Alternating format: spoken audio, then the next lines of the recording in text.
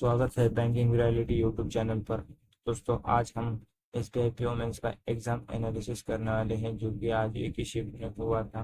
SBI PO mains का exam देखिए तो मॉडरेट डिफिकल्ट था, क्योंकि ये पी एसबीआई तो खेल कर ही रह सक खेलता ही है स्टूडेंट के साथ। तो एसबीआई जो है, अगर हम सब्जेक्ट वाइज एनालिसिस देखें तो रीजनिंग और कंप्यूटर का जो है वो उसका difficulty level moderate to difficult आया था। रीजनिंग का मॉडरेट टू डिफिकल्ट हो गया। और उसके बाद में data data interpretation and analysis का मॉडरेट टू डिफिकल्ट हो गया। जनरल इकोनॉमी, बैंकिंग अवेयरनेस यानी जीए और करंट अफेयर्स जो आता है वो भी मॉडरेट टू डिफिकल्ट हो गया।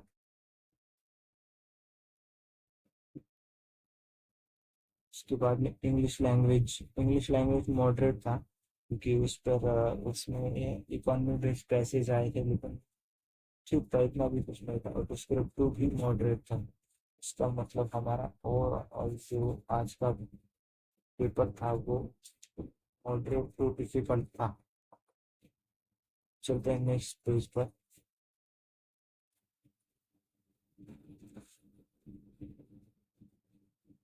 अभी देखते हैं हम टोटल कोड अटेम्प्ट्स कितने हैं, मतलब कितने अटेम्प्ट किए हैं, तो आप श्योरिटी ले सकते हैं कि आपका इंटरव्यू के लिए आपको कॉल आ रहा है।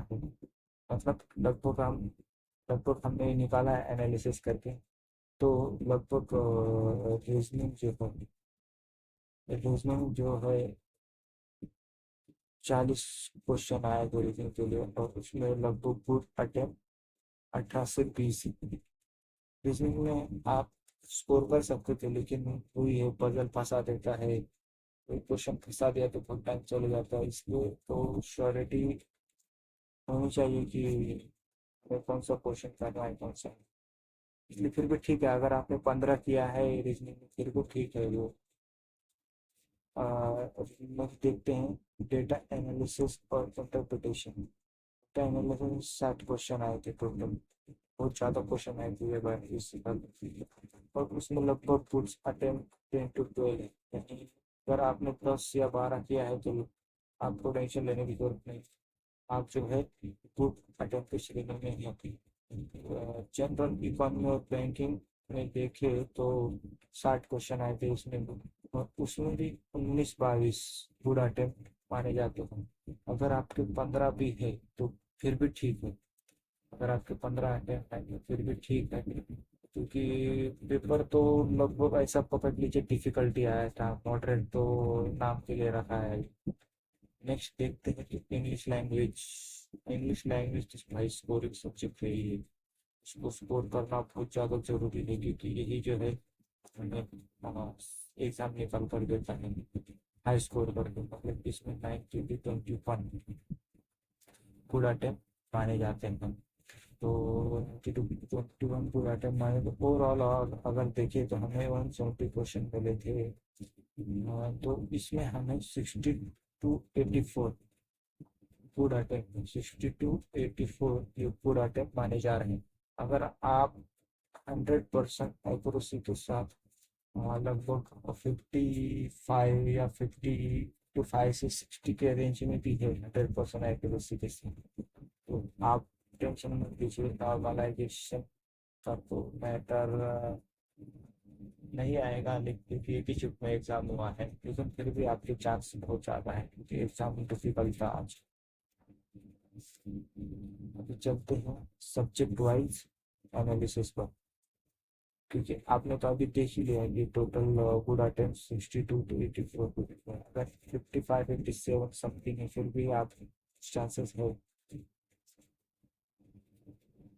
अगर रीजनिंग का देखें तो लगभग रीडिंग कॉम्प्रिहेंशन, ओ सॉरी, इंग्लिश का देखें तो रीडिंग कॉम्प्रिहेंशन 8 क्वेश्चन पे आया था फर्स्ट, और रीडिंग कॉम्प्रिहेंशन 7 क्वेश्चन के लिए आया था।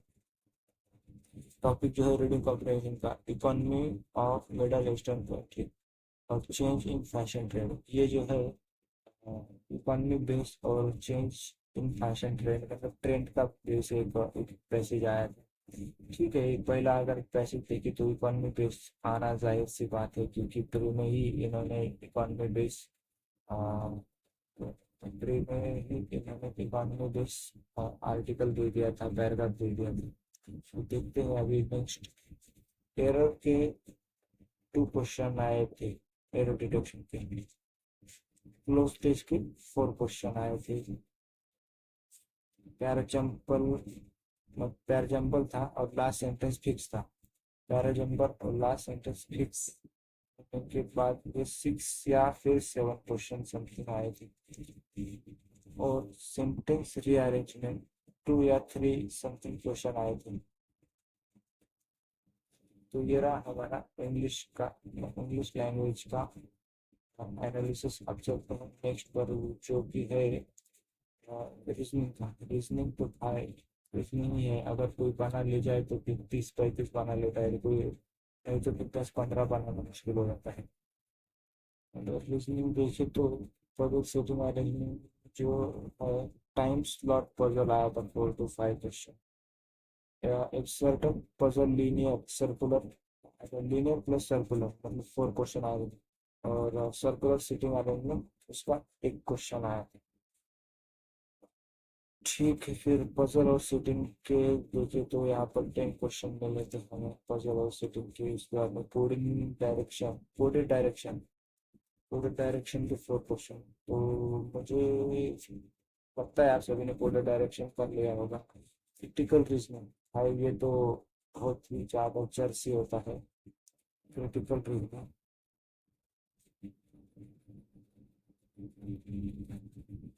क्रिटिकल रीजनिंग बहुत ज़्यादा ये चर्ची होता है, मतलब किसी की कुछ इसकी कमांड होगी वो उसने लगभग 4 या 5 तो 100% एक्यूरेट के साथ बना ही लिया होगा।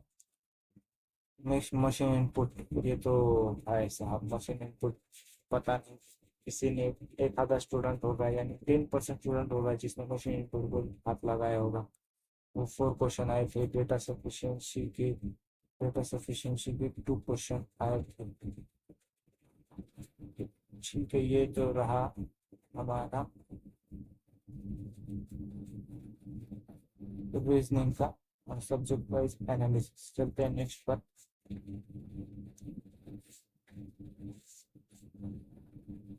अभी आते हैं सबसे पसंदीदा सब्जेक्ट, यानी सबका पसंदीदा सब्जेक्ट यानी मैथ। मैथ का अगर देखे तो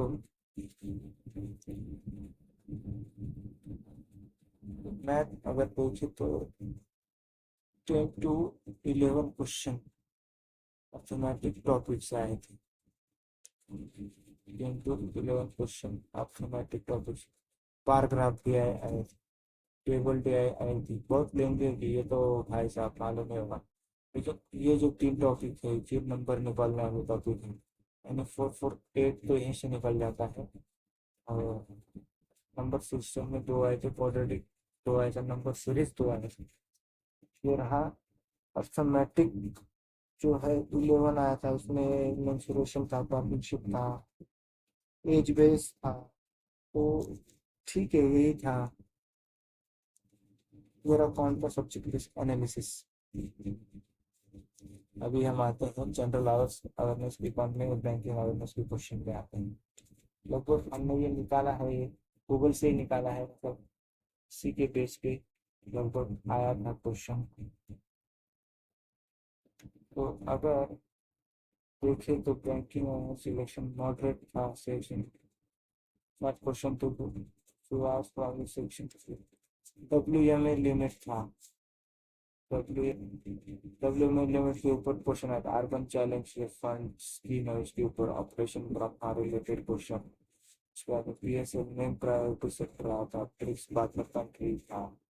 एटीएम फीस का अभी अभी जो एटीएम फीस जो करी है 17 से 19 रुपये बढ़ा कर RBI ने 19 से 21 कर दिया है, उसके related inter ministerial panel to fintech इजारा प्रहार एक्सरसाइज थी। मतलब लगभग ये एक्सरसाइज और ऑपरेशन के मतलब रिलेटेड ज़्यादा जो भी इम्पोर्टेंट डेवलप लगभग इसी टाइप में इकोनॉमी में बैंकिंग अगर उसके क्वेश्चन आए। अभी चलते हैं डिस्क्रिप्टिव पर। एसबीआई पीओ मेंस का जो डिस्क्रिप्टिव है, उसका पहला टॉपिक था इमेज, जो कि अभी चेंज हो गया है। पहले लेटर राइटिंग आता था, ऐसे आता था, लेकिन अभी मेल करना होता है हमें। टॉपिक था to the bank manager for home loan, मतलब बैंक मैनेजर को हमको मेल करना था कि हमें होम लोन चाहिए, हमको हमको 120 to मतलब 120 to 130 वर्ड्स में रहता है। और artificial use of communication situation analysis based है, और बेसिस राइटिंग था। Meeting were conducted, employ were asked question and the supervisor did not answer. ये टॉपिक था प्रीसिस का। तो ठीक है, ये तो अभी फाइनल था हमारा, फाइनल एनालिसिस, ऑल सब्जेक्ट के फाइनल एनालिसिस हुए हैं। तो एसबीआई का तो अभी हम कट ऑफ तो नहीं बता सकते, क्योंकि अभी तक एनालिसिस देखना बाकी काफी बच्चों का। तो देखते हैं नेक्स्ट वीडियो में हम कट ऑफ के लिए एनालिसिस लेकर आएंगे। तो मिलते हैं नेक्स्ट वीडियो में। आई होप आपके एनालिसिस क्लियर हो गया होगा।